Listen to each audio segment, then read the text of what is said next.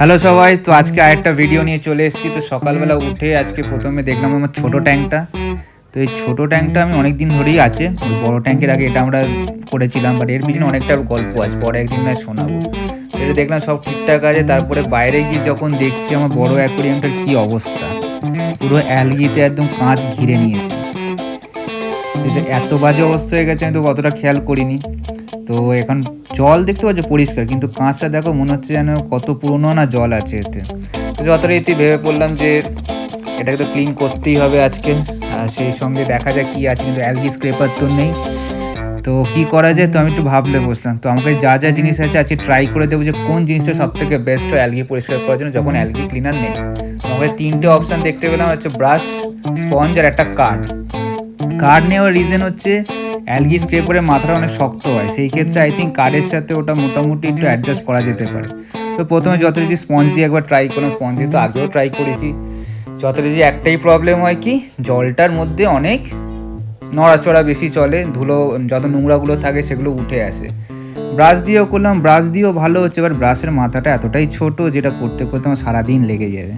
তো সেই জন্য আমি ওটাতে আর বেশিক্ষণ করলাম না, কিন্তু এটা দিয়ে কর্নার পরিষ্কার করাটা খুব ভালো হয়েছে। কর্নারের মধ্যে প্রচুর ময়লা জমে সিলিকনের ওপরে, তো সেটা যখন ঘষেছি দেখলাম অনেক সাদা সাদা সব জিনিস, এবং যতগুলো অ্যালগি আছে ওর মধ্যে সেগুলোও এসে গেছিলো। লাস্টে তো কার্ড দিয়ে যখন দেখলাম করে একদম সুন্দরভাবে স্ক্রেপিং করা যাচ্ছে, সবাই দেখতেই পাচ্ছ এরকমভাবে অ্যালগিগুলো উঠে আসছে। তো কার্ড দিয়ে আমার যা মনে হলো সব থেকে বেটার কাজ করে, যদি কিছু না থাকে পুরনো কার্ড, অবশ্যই নতুন কার্ড কেউ ইউজ করো না, নাহলে টাকা বার করতে পারবে না। পুরনো ভাঙা কার্ড এটা আমার পড়ে থাকে, অনেক বছর ধরেই পড়েছিল, তো সেটা নিয়ে আমি ক্লিন করে নিলাম। প্রত্যেকটা সাইডে আছে পরিষ্কার করে নিয়েছি। হ্যাঁ, এরপরে জলটা একটু ঘোলাচে তো হয়েই গেছে, কিন্তু দেখতেই পাচ্ছ সবাই যে কাঁচ একদম ক্লিন। তো জলটা যখন ঘোলে গেছে 25% মতো জল আমি চেঞ্জ করে নিলাম।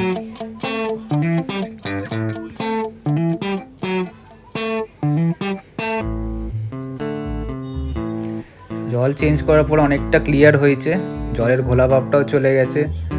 এখন ওষুধ টষুধ দিয়ে পুরো রেডি। তো কাঠ দিয়ে ভালোই পরিষ্কার করা যায় এটা জানা গেল।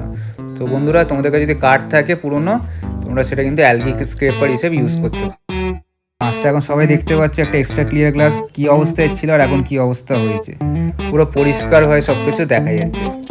তো দেখা হচ্ছে আবার নেক্সট ভিডিওতে।